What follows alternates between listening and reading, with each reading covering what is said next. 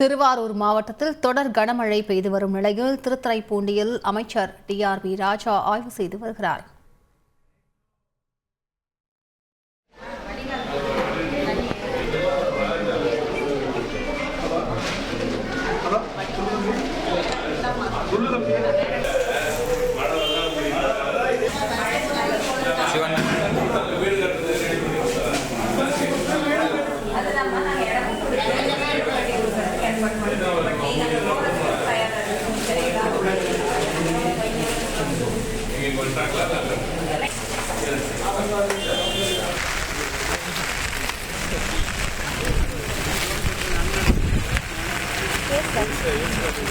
ஒரு 9,052 சப்டிவிஷன் மட்டும் bending sir.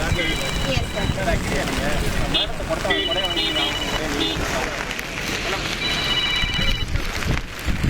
இன்னும் மாச சம்பளத்தையே நம்பி இருக்கீங்களா?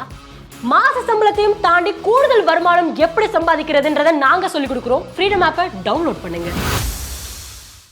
ஹலோ, சொல்லுங்க சார்.